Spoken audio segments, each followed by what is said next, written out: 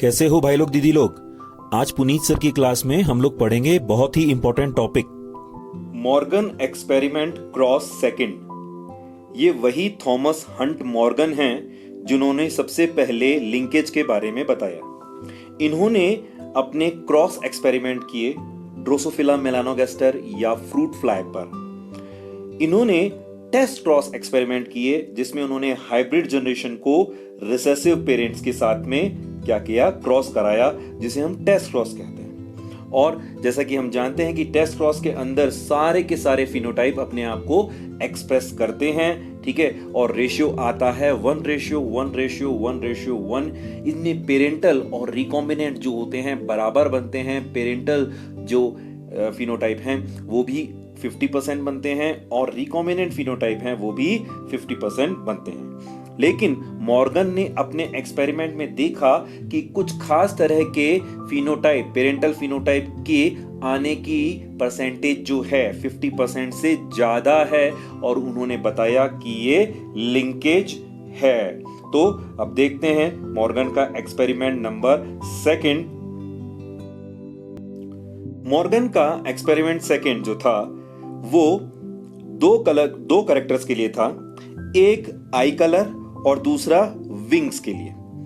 आई colours के लिए Morgan ने दो ट्रेट लिए, white I and red eyes, जो कि उसने पहले वाले एक्सपेरिमेंट में भी लिए थे। एंड विंग्स के लिए उन्होंने लिखे मिनिएचर विंग और नॉर्मल विंग। व्हाइट आई रिसेसिव होती है और रेड आई डोमिनेंट होती है। मिनिएचर विंग भी रिसेसिव होते हैं और नॉर्मल विंग क्या होते हैं, डोमिनेंट होते हैं। अब इन्होंने व्हाइट आई मिनिएचर विंग वाली फीमेल ली, जिसके अंदर, क्योंकि ये दोनों ही क्या हैं, रिसेसिव हैं, इसका मतलब इसका जीनोटाइप क्या होगा, स्मॉल w स्मॉल m। ये दोनों जीन एक्स जो क्रोमोसोम है उस पर होते हैं, ठीक है। और फीमेल के अंदर कितने एक्स क्रोमोसोम होते हैं, 2 एक्स क्रोमोसोम होते हैं। इसका मतलब हमारे पास में यहाँ 2 एक्स क्रोमोसोम हैं और दोनों पर ही स्मॉल w और स्मॉल m हैं। इसके बाद में आता है, इसका क्रॉस कराया किसके साथ, एक मेल के साथ कराया। ऑब्वियसली फीमेल का क्रॉस मेल के साथ ही कराएंगे। जो मेल के अंदर क्या है, रेड आईज डोमिनेंट है और नॉर्मल विंग्स। लेकिन यहां परेशानी आती है कि मेल के अंदर एक ही एक्स क्रोमोसोम होता है, दूसरा होता ही नहीं है, इसीलिए हम 0 से दिखाते हैं। पिछले एक्सपेरिमेंट में हमने आपको बताया था कि इसको 0 से दिखाया था, तो 0 से दिखाया। अब यहां पर एक ही एक्स क्रोमोसोम है जिस पर कैपिटल W है, जो कि क्या दिखा रहा है, रेड आईज को दिखा रहा है। और कैपिटल M है, ये किसको दिखाता है, नॉर्मल विंग्स को दिखाता है। ये रेड आईज और नॉर्मल विंग्स वाइल्ड टाइप भी कहलाती हैं, इसलिए बुक्स में इसको वाइल्ड टाइप भी सिर्फ लिखा जाता है। और हमने सिंपलिसिटी के लिए, आपको आसानी से समझ में आ जाए, हमने इसे लिखा है रेड आईज नॉर्मल विंग्स। तो यहां पर एक्चुअली में रेड आईज और नॉर्मल विंग्स का एक एक ही जीन मौजूद है, क्योंकि दूसरा क्रोमोसोम तो है ही नहीं, तो इनका पेयर कहां से बनेगा, इसलिए यहां पर लिखा हुआ है W0 और M0, ठीक है। ये समझ में आ गया। अब यहां पर हम देखते हैं व्हाइट आई और मिनिएचर विंग्स, ठीक है। इन्होंने क्या बनाया, गैमेट बनाया। और ये गैमेट के अंदर अब आप देखते हैं, पिछली बार भी बताया था आपको कि जब गैमेट बनेगा तो दोनों में से कोई भी क्रोमोसोम जाए, कोई भी एक्स क्रोमोसोम जाए, स्मॉल w स्मॉल m ही जाएगा। चाहे इनमें क्रॉसिंग ओवर हो जाए तो भी स्मॉल w स्मॉल m ही जाएगा। तो गैमेट एक ही तरह का बनेगा, स्मॉल w स्मॉल m। लेकिन रेड आई नॉर्मल विंग वाला जो है, इसके अंदर परेशानी यह है कि इसमें एक ही क्रोमोसोम है, एक ही एक्स क्रोमोसोम है, तो 2 तरह के स्पर्म बनेंगे। एक स्पर्म के अंदर एक्स क्रोमोसोम जाएगा, ठीक है, और दूसरे में एक्स क्रोमोसोम नहीं जाएगा, खाली रहेगा वो। तो जो खाली रहेगा वो ग्रीन कलर का यहां दिखाया है 0-0 वाला, और जो एक्स क्रोमोसोम के साथ है उसमें कैपिटल W और कैपिटल M दोनों जीन हैं, ठीक है। और ये जो है एक्स क्रोमोसोम वाला है, ठीक है, ये आगे जाकर के क्या बनाएगा, फीमेल बनाएगा, ठीक है। अब देखते हैं इनका क्रॉस होने से क्या बना। इनका क्रॉस होने से बनी है F1 जनरेशन। F1 जनरेशन के अंदर हम पहले देखते हैं कैपिटल W और कैपिटल M वाला, यानी एक्स क्रोमोसोम वाला स्पर्म जब किससे मिलता है, एग से मिलता है। वो एग जिसके अंदर स्मॉल w और स्मॉल m है उससे मिलता है।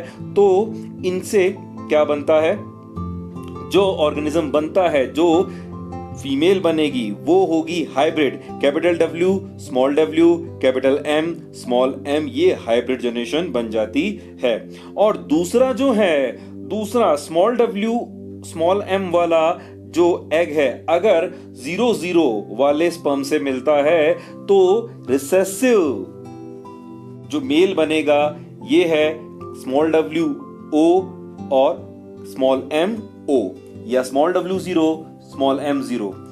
यहां पर आपको दिखाई दे रहा है कि small w small w capital M small m के अंदर एक क्रोमोसोम जो पूरा का पूरा डोमिनेंट है वो कहां से आया, डोमिनेंट वाला है वो कहां से आया है, वो आया है मेल से, और दूसरा वाला जो फीमेल से आया है small w small m, red वाला डोमिनेंट है और जो ब्लू है वो रिसेसिव है। यहां पर एक ही क्रोमोसोम है, दूसरा वाला 0-0 खाली है, ठीक है, ब्लू कलर का है और वो कहां से आया, फीमेल से आया है, ठीक है। तो यहां पर आपको क्लियर हो गया। अब यहां पर हमें दो, एक तो मेल मिला है और एक फीमेल मिली है। फीमेल के अंदर 2 एक्स क्रोमोसोम हैं, एक एक्स क्रोमोसोम पे प्योर जो कैपिटल W है कैपिटल M के साथ यानी कि प्योर डोमिनेटिंग है, और दूसरा क्रोमोसोम जो है वो प्योर रिसेसिव है, उसके अंदर स्मॉल w स्मॉल m है, ठीक है। इसीलिए इसका जीनोटाइप क्या हुआ, capital W small w capital M small m। लेकिन जो मेल बना उसके अंदर एक एक्स क्रोमोसोम है, दूसरा एक्स क्रोमोसोम नहीं है, खाली है यहां पर, और जो एक्स है उसके अंदर भी दोनों जीन जो हैं वो रिसेसिव हैं, स्मॉल w स्मॉल m है, ठीक है। अब इनके बीच में अगर क्रॉस होता है तो देखिए हाइब्रिड और रिसेसिव के बीच में जो क्रॉस होता है उसे हम क्या कहते हैं, उसे हम कहते हैं टेस्ट क्रॉस। यहां पर कौन सा क्रॉस हो रहा है, टेस्ट क्रॉस हो रहा है, ठीक है। हाइब्रिड कौन सा है, रेड आईज नॉर्मल विंग, बिल्कुल ठीक है, और व्हाइट आईज मिनी विंग्स, ठीक है। रेड आई अब जी रेड वाई वाला है ये डोमिनेंट है, ठीक है, लेकिन हाइब्रिड है यहां पर, इसमें प्योरली दोनों कैपिटल W नहीं है, इसमें एक ही कैपिटल W है, दूसरा स्मॉल w है, और नॉर्मल विंग भी क्या है, हाइब्रिड है, इसमें दोनों कैपिटल M नहीं है, एक कैपिटल M है और दूसरा स्मॉल m है, इसलिए ये हाइब्रिड है। और दूसरा जो है, जो मेल है उसके अंदर व्हाइट आईज के लिए स्मॉल w है, लेकिन उसे सपोर्ट करने के लिए या उसे दबाने के लिए कोई कैपिटल W नहीं है, उसकी जगह खाली जीन है, तो इसने अपने आप को एक्सप्रेस कर दिया, उसकी जगह खाली क्रोमोसोम था, कोई क्रोमोसोम था ही नहीं, तो इसने अपने आप को एक्सप्रेस कर दिया और व्हाइट आईज बना ली। और मिनी विंग्स, मिनिएचर विंग्स यानी स्मॉल m, इसको भी दबाने के लिए कैपिटल M नहीं है, और दूसरा वाला छोटा m भी नहीं है, खाली है वो भी, तो इसने भी अपने आप को एक्सप्रेस कर दिया, दूसरे क्रोमोसोम की जो एब्सेंस में इन दोनों ने अपने आप को एक्सप्रेस कर दिया, लेकिन ये रिसेसिव है, तो हाइब्रिड का रिसेसिव से क्रॉस होता है टेस्ट क्रॉस। अब यहाँ टेस्ट क्रॉस हुआ है, टेस्ट क्रॉस के अंदर हम जानते हैं कि रेशियो क्या आता है, 1:1:1, ठीक है। अब यहाँ 4 तरह के गैमेट बनेंगे और वो भी बराबर बनेंगे, ठीक है, आइडियली तो बराबर बनने चाहिए। पहला है कैपिटल W कैपिटल M, यानी कि एक X chromosome as it is gamete में आ गया, ठीक है। दूसरा है स्मॉल w स्मॉल m, ठीक है, यानी दूसरा जो रिसेसिव वाला है वो भी इसमें सीधा का सीधा आ गया। तीसरा है कौन सा, कैपिटल W स्मॉल m, यानी इनके बीच में क्रॉसिंग ओवर हुआ, ठीक है, एक डोमिनेंट है दूसरा रिसेसिव है, और तीसरा जो है चौथा है उसके अंदर भी क्या है, स्मॉल w कैपिटल M, यानी यहां भी क्रॉसिंग ओवर हुआ और ये भी क्या है, एक रिसेसिव है दूसरा डोमिनेटिंग है। अब आप देखिए कि capital W capital M parental generation में थे, यानी कि रेड आई और नॉर्मल विंग्स ये पेरेंटल जनरेशन में थे। दूसरा है स्मॉल w स्मॉल m, यानी कि व्हाइट आई और मिनिएचर विंग ये भी पेरेंटल जनरेशन में थे, तो ये तो पेरेंटल टाइप हुए, ठीक है। और कैपिटल W स्मॉल m यानी कि रेड आईज मिनिएचर विंग ये पेरेंटल जनरेशन में नहीं है, दोबारा टूट के रिकॉम्बिनेशन हुआ है और नया कॉम्बिनेशन बना है। इसी तरह से रेड आईज और नॉर्मल जो मिनिएचर विंग्स हैं, व्हाइट आईज और मिनिएचर विंग्स हैं, ठीक है, ये स्मॉल w और m। स्मॉल w क्या है, स्मॉल w है व्हाइट आईज, ठीक है, और कैपिटल M मतलब नॉर्मल विंग्स, तो व्हाइट आई नॉर्मल विंग ये कैसे हो गया, ये भी रिकॉम्बिनेशन से बना, तो ये दोनों जो हैं रिकॉम्बिनेंट हैं, ये क्या हैं, रिकॉम्बिनेंट। अब हिसाब से ये दोनों कितने होने चाहिए, लॉ ऑफ इंडिपेंडेंट असॉर्टमेंट कहता है कि ये कितने होने चाहिए, 50-50% होने चाहिए, चलिए देखते हैं क्या होता है। अब दूसरा देखते हैं व्हाइट आईज और मिनिएचर विंग्स वाली जो रिसेसिव है, उसके अंदर क्या है, दो ही क्रोमोसोम है, दो ही पॉसिबिलिटी है। एक एक्स क्रोमोसोम चला जाए और दूसरे में खाली जाए। यहां पर जो एक्स क्रोमोसोम है वो रिसेसिव जीन्स के साथ में है, स्मॉल w स्मॉल m और 0 0। तो यहां दो ही तरह के गैमेट बनेंगे, एक स्मॉल w स्मॉल m और एक 0 0। बस अब इनके बीच में क्रॉस कराएंगे और देखेंगे कि रिजल्ट क्या आता है। देखते हैं पुनेट स्क्वायर में क्या आता है। जब हम इनका पुनेट स्क्वायर बनाते हैं तो हमें 8 बॉक्सेस मिलते हैं, जिनके अंदर 4 जो होते हैं वो पेरेंटल होते हैं और 4 जो होते हैं वो रिकॉम्बिनेंट होते हैं। तो हम देखते हैं कैसे बनते हैं ये 8। सबसे पहले हम देखते हैं जो मेल है उसने 2 तरह के गैमेट बनाए, स्मॉल m और स्मॉल w और 0 0। 2 तरह के गैमेट हैं, एक में रिसेसिव एक्स जीन पूरा का पूरा चला गया, एक्स क्रोमोसोम पूरा चला गया, इससे बना स्मॉल w स्मॉल m, और दूसरा जो है उसमें कोई एक्स क्रोमोसोम नहीं गया, वो बना 0 0। फीमेल में जो कि हाइब्रिड थी उसमें 4 तरह के गैमेट बने, capital W capital M, small w small m, capital W small m और स्मॉल w कैपिटल M। अब यहां पर जब ये आपस में क्रॉस करेंगे तो सबसे पहला बनने वाला है वो बनेगा capital W small w capital M small m, यानी कि एक तो पूरा का पूरा डोमिनेंट जीन एक्स जीन आ जाएगा और एक पूरा का पूरा रिसेसिव आ जाएगा। अब यही का यही अगर 0 वाले के साथ मिलेगा तो भी क्या होगा, एक तो पूरा का पूरा डोमिनेंट और दूसरा खाली।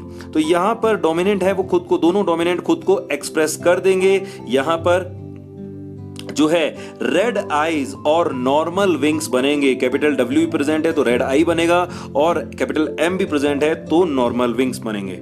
ठीक है, इसके बाद में आता है दूसरा जो है वो स्मॉल w स्मॉल m है। तो फीमेल में small w small m, male से आया स्मॉल w स्मॉल m, यानी कि दोनों स्मॉल w स्मॉल m बने। ठीक है, एक तरफ स्मॉल w स्मॉल m खाली है, यानी स्मॉल w अपने आप को एक्सप्रेस कर देगा, ये बना व्हाइट आई मिनिएचर विंग्स। ठीक है, अब ये दोनों जो हैं पेरेंट्स के अंदर मिल रहे थे, रेड आई नॉर्मल विंग भी पेरेंट में था और व्हाइट आई मिनिएचर विंग भी दोनों में पेरेंट में था, तो इन्हें पेरेंटल कहते हैं। आइडियली कितने होते हैं, लॉ ऑफ इंडिपेंडेंट असॉर्टमेंट के हिसाब से ये 50% होने चाहिए। ठीक है, 8 बॉक्सेस हैं, 8 में से 4 बॉक्स इनके बने हैं तो ये 50% होने चाहिए। इसके बाद में रिकॉम्बिनेंट जो बने कैपिटल W स्मॉल m, ठीक है, इन्होंने किसके साथ किया reaction, small w small m और 0 0 के साथ में इन्होंने इंटरेक्शन किया।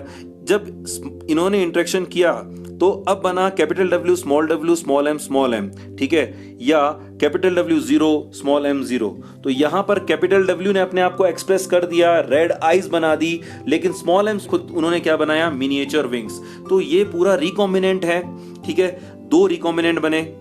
इसके बाद स्मॉल w स्मॉल m है, ये small w small m, small w capital M है, ये स्मॉल w स्मॉल m के साथ में क्या करेगा, इंटरेक्शन करेगा या 0 0 के साथ इंटरेक्शन करेगा, तो small w capital M small m बनाएगा या स्मॉल w 0 कैपिटल M 0 बनाएगा। स्मॉल w व्हाइट आइज को दिखाता है और कैपिटल M नॉर्मल विंग्स को दिखाता है। ये भी एक तरह के रिकॉम्बिनेंट हैं। अब ये रिकॉम्बिनेंट कितने हुए, 4 हैं, तो 4 यानी 8 में से 4 बने, 4 यानी कि 50% जो हैं आइडियली बनते हैं। फिर से इंडिपेंडेंट असॉर्टमेंट लॉ कहता है कि रिकॉम्बिनेंट टाइप कितने बनते हैं, 50% होते हैं। लेकिन यहां पर जब देखा गया तो पता चला कि जो पेरेंटल टाइप थे वो प्रैक्टिकली जब देखा, एक्सपेरिमेंट कराया गया तो वो थे 62.8% और रिकॉम्बिनेंट जो थे वो 37.2% थे।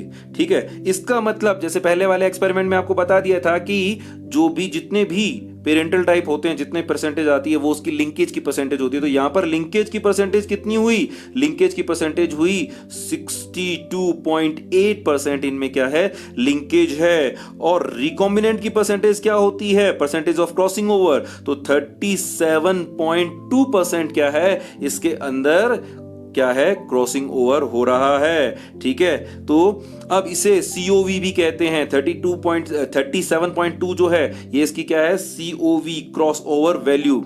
अब बात करते हैं जीन मैप पे। ठीक है, arrangement of the gene based on distance between the gene is called gene map। यानी यहां पर हम देखते हैं कि दो जीन्स का ऐसा अरेंजमेंट जो कि उसकी डिस्टेंस के बेसिस पे हो, तो उसे हम क्या कहते हैं, जीन मैप कहते हैं। यहां पर हम सिंपली समझ सकते हैं कि पहले जो था, ठीक है, मिनिएचर विंग्स और जो ये था Y और W जीन जो है उनके बीच में कितनी डिस्टेंस थी, 1.3 थी, और W प्लस M के बीच में कितनी है, 37.2। तो दोनों के Y और W के बीच में कितनी होगी, Y और M के बीच में कितनी होगी, ये होगी 38.5।